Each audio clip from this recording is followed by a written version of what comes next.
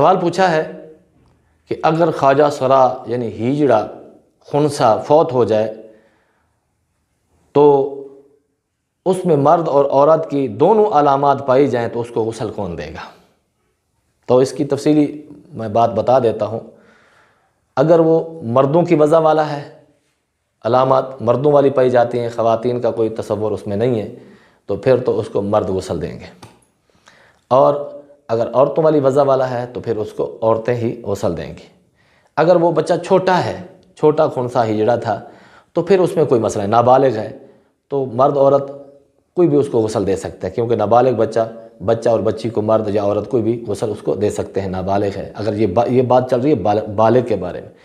اگر وہ مردوں کے تشبہ والا ہے، عورتوں کا اس میں اندر کوئی عضو وغیرہ نہیں پایا جاتا، تو وہ مرد غسل دیں گے،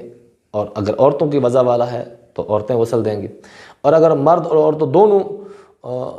علامتیں پائی جائیں، جس کو خنثی مشکل کہتے ہیں، تو اس کے لیے حکم یہ ہے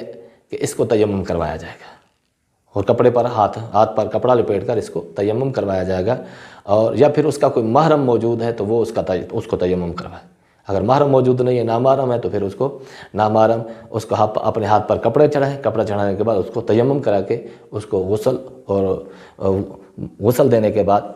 غسل تو تیمم کی صورت میں ہو گیا، کفن پہنا کر اس کو نماز جنازہ پڑھ کر اس کو دفن کر دیا جائے گا۔ تو یہ اس کا خواجہ سرا کی غسل کا حکم ہے، اور اگر اس کے نابالغ بچے تھے تو بہرحال کوئی بھی غسل دے سکتا ہے، اور اگر بالغ ہے تو پھر اس کی تفصیلات یہی ہیں جو میں نے بیان کر دی ہیں۔ آپ دیکھ رہے ہیں ہمارا یوٹیوب چینل المسائل ٹی وی، جس میں آپ کے لیے شرعی مسائل بیان کیے جاتے ہیں دلائل کے ساتھ فقہ حنفی کے مطابق۔ اگر آپ بھی چاہتے ہیں کہ آپ کو بھی اپنے شرعی مسائل معلوم ہونے چاہیے تو کمنٹس کے اندر اپنے سوالات پوسٹ کر دیں، اور وقت مناسب پر انشاءاللہ اس کے جوابات دے دیے جائیں گے۔